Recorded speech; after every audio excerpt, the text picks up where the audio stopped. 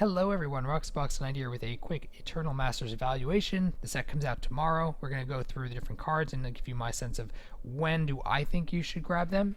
Take it all with a grain of salt, it's my advice, but when I think would be a good time to grab some of these cards in terms of where I see their value going. And this is more from my lens in terms of what I'm going to be thinking and doing, at least right now. And we can maybe have another video in a few weeks checking in on it, seeing how the market's taking it further once the set's out. But this will be the initial look from my end. In terms of the 15,000 subscriber giveaway, that is coming up. Thank you guys for being a great support to the channel, and thank you to abugames.com. Worked out a great thing with them. I'm really excited to open a product which should be coming in the mail very, very soon, and it'll be completely given away. Even if we pull something amazing, foil, whatever, it'll be fantastic, and I'm very excited to have that. Thank you, abugames.com. If you guys haven't checked them out, they are one of the biggest and most effective and full retailers in terms of having product all the way back to alpha, all different kinds of Magic products. Definitely check them out if you haven't already. In terms of one last thing that I noticed on the Wizards page, I am a Forthos story guy, so I tend to try to follow the Magic story as best I can. Even if I don't remember all the details, I have other experts who are subscribers to the channel to help correct me and add things. The important thing to note, this is an article, the newest article, Archmage of Gold Knight. I'm not going to go into the story, you can read it yourself, go to the Daily MTG website. The more thing to note, if you look at the thumbnail for the article though, look at the clouds. Just look at them. Let your mind, what's the first thing your mind thinks about when you look at the clouds in the background? My first thought was that the clouds represent Emrakul. They look like Emrakul. If you look at the ridges, if you look at the thing, it could just be pure coincidence, but that looks very much like Emrakul to me.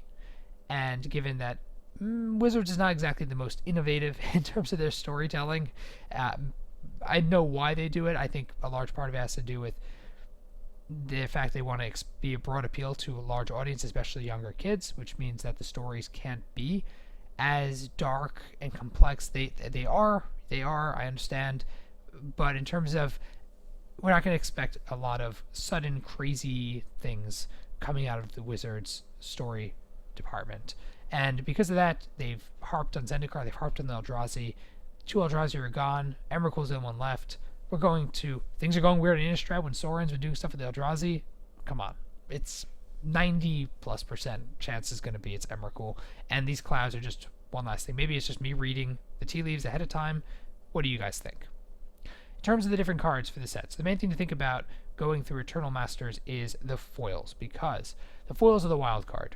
If Wizards prints it at the same rate they did Modern Masters, that means if this foil Tarmogoyf did not drop significantly. In fact, if anything, the overall Tarmogoyf went up post Modern Masters, even with a 2 times reprint. This is only a 1 times reprint, but the very different thing. Modern, unlike in Legacy and Vintage and Commander, Modern players are not as likely to sink huge amounts of money into their decks.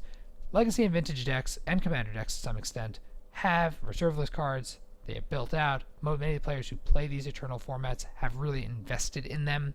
A lot more money is in them, and if your deck's going to be $15,000, make it $20,000 and get a bunch of pimpage, foil, gorgeous cards. That is the mindset that a lot of people have who play in these Eternal formats, which means the foils are going to be highly sought after, and the price tag is going to be astronomical, I think, especially going forward with some of the new arts for highly played cards. Force of Will being the prime example.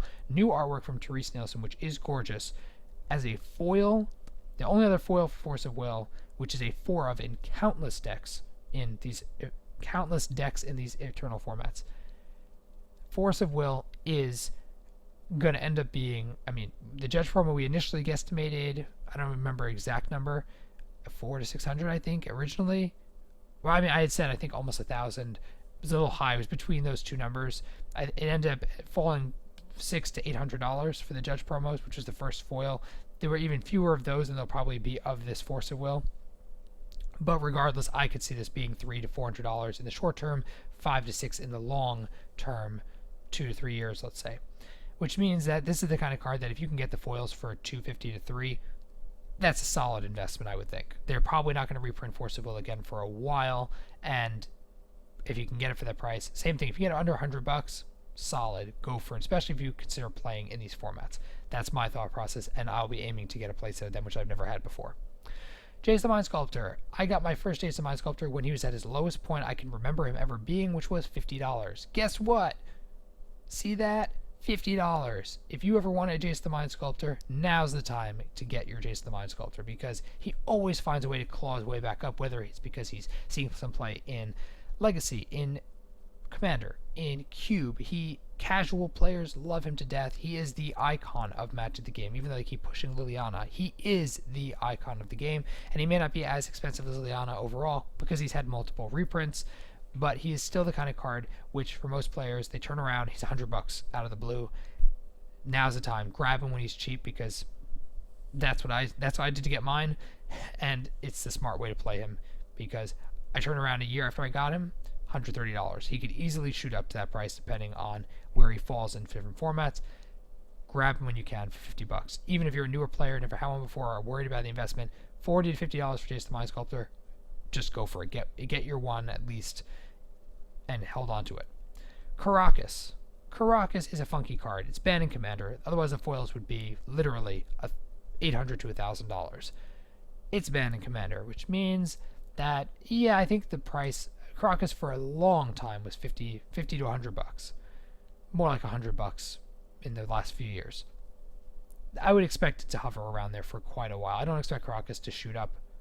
The only reason that it was so expensive to up to $150, $200 was because of the fact that it was just one printing, more or less, in Legends, and that's the main reason. Mana Crypt's the same way. It was expensive because of the limit of them in market, and even though it sees play across lots of formats, I wouldn't expect, if you can get yours for $75, $100, I would expect it to fall to that range. I'm going to try to grab my one or two of them around that range. $75 I think is a pretty comfortable price for these, and I would expect them to go over $100 because, again, this is not the same artwork, and this artwork as a Judge promo was highly sought after. I think this is going to hold a $100 plus price tag going forward. Divining Top. I'm still looking for the originals, even though there are more of them technically probably in market, but the artwork compared to the new artwork I think is you just can't compare the two. And because of that, I think the new one's going to end up being a lot less. There'll be more of them out there, but again, this is Commander staple players, so unless they print this card again in the Commander sets, now that the price is down a little bit, they can print one in each deck. Unless they do that, I would just try to grab it now. $10 to $15. Never thought it could rise up to $30. It has. You can get them at 10 to 15 probably when this comes out. Grab them. Sneak Attack sees lots of play. $20, $30 is a comfortable range. I'm going to try to get my playset. Entomb, same way. I have the Graveborn ones, but for the regulars, they're probably going to end up being still $15, $20 even going forward. Even though it's a rare, I would try to grab your playset if you can, because this is more or less the lowest price that you see them. Emrakul Tutor. If you want the foil for Commander, you probably want to wait a week or two out of the set coming out, and then try to grab it for $75 to $100. But going forward, it is more or less the premier foil for Emrakul Tutor, and compared to the Judge promo is $87. This one is going to end up being over $100. If you can get it for this price range, I would grab it. And for the regulars, yeah, it sees plenty of Commander play. It's a safe bet at $20, $25. It's a fairly consistent card. Maelstrom Wanderer dropped a lot. If you're going to get it for your Commander deck, just get the new artwork. The old one is going to require that price tag because of the limited supply and the different artwork, but $5 to $10 is what I would expect. Shardless Sage I'm getting for my stuff. I would expect it to fall to $5, $6 and then rise again after that, but not as much as it was originally.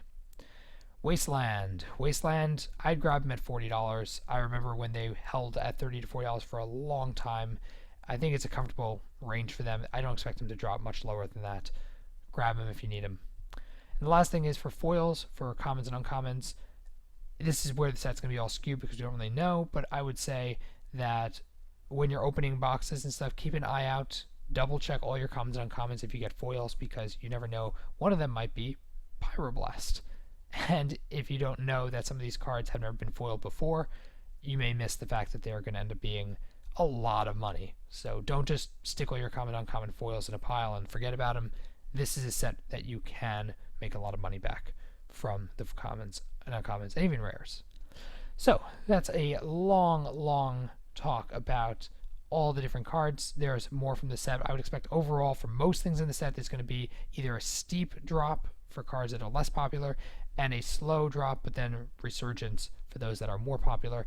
I would say within the first 2 to 4 weeks of the set coming out, that's when you want to grab the cards, because a month, 1 to 2 months out, print run's going to dry up, and then it's just going to end up being the slow rise back, if not higher. Let me know what you guys think about all this stuff down below in the comment section. If you enjoyed the video, please tap the like button. If you're new to the channel, check in and subscribe. As always, Roxybox90 signing out. I'll see you guys next time.